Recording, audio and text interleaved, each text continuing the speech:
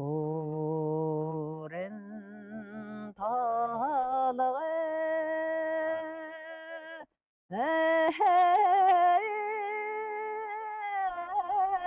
앵수대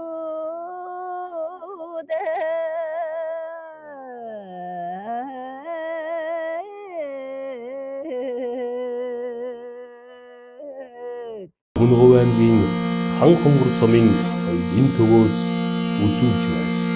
Би Өмнөгов аймгийн Баянлаас минь Наран бригадын малчин хүн байсан. Тэгээд манай хүн бол одоо ийм биологийн багш, аймагтан бол бас нэлийн тэргүүний дээд боловсралтай багш гэж нэрлэгддэг байсан.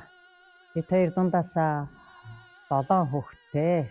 Би ерөөсөн тэгэл нэг хонинд явж явахдаа дуулдаг байсан. Тэгээ айлын найрандаар дуулдаг байсан. Тэгэл нэг мэдгэтэл ер нь би ч одоо 30-40 одоо байдаг. Тэгээ тэр нь бүгд хоолод цээжинд ороод ирцэл байдэн шүү дээ.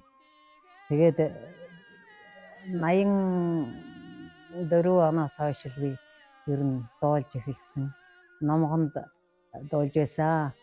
Тэгээд 2001 онд энэ аймаг руу тэтгэвртэй гараа тэгээд аймаг руу орж ирсэн.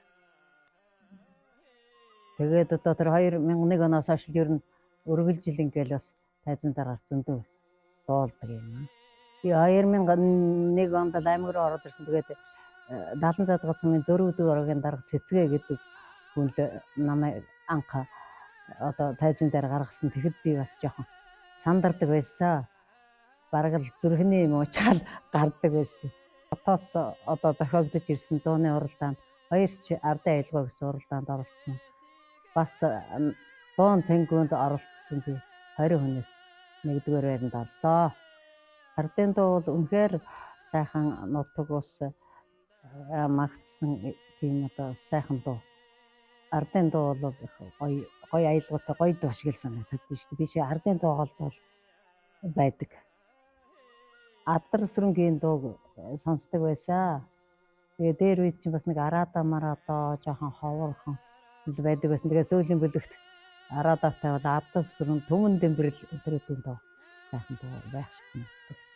Тэмцээн болох гэж байна гэж манай 4-р өгийн хамтын дарга Цэнгэл гэдэг хүн надад хэлсэн. Намайг ороо гэдэг. Тэр задгадаас ерөөсөө нэг л хүн орно. 15 сумтай уралдан шүү гэдэгсэн. Тэгээд одоо бас тэгэл би мундаг том даалгаар хүлээж авч байгаа юм байна даа гэж бодсон шүү дээ. Тэгээ лайк шаран бас харамгүй дардсан байгаа.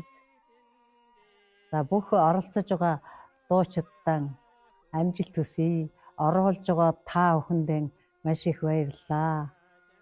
Уурт насалж удаан жаргаж нар шиг гэж ол шиг гэлэлдэж явах болтугай гэж ерөөё.